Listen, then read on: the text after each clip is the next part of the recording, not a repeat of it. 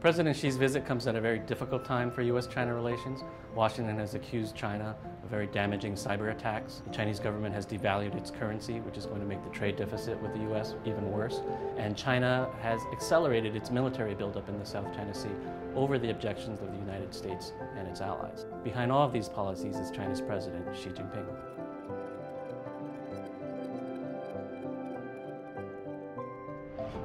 Well, the most important single word for understanding Xi Jinping's background is the word princeling.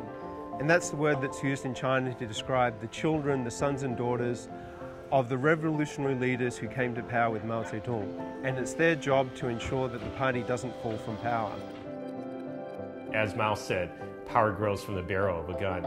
And what Xi Jinping knew was that in order to be the sole center of power in China and in the party, he needed to take command of the military immediately. One main way in which President Xi took power after he stepped into his roles as head of the party and as head of the military was to push forward a huge anti-corruption campaign that has touched every corner of the party and the state in China, as well as the military.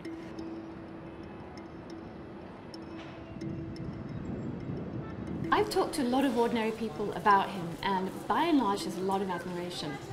He has brought in policies that are saving people money because they are cutting down on corruption, and I'm talking about really basic things here like schools, hospitals. He's removed, or has been trying to remove, a lot of corruption from the system that was really threatening people's well-being and livelihoods. From issues like, is the building you live in made of real concrete, or was there a deal struck along the way that meant that somebody made a lot of money and the building you are living in is dangerous? But another way to look at the campaign is that it's a political purge by Xi to amass personal power and to make sure he gets rid of rival centers of power within the party. If we look carefully at the top tigers, as the party says, that Xi Jinping has taken down, they are all people who are known to be political rivals of Xi Jinping. Well, I think when it comes to silencing dissent in China, Xi Jinping has actually been bolder, more aggressive and more expansive than many people expected. Xi Jinping and his colleagues, I think they have been partly motivated by a true fear that, not that the party was in danger of imminent collapse, but a fear that political pluralization, a changing Chinese society, the spread of liberal values and a more assertive society was beginning to coalesce into forces that could eventually constitute a significant threat to one-party power.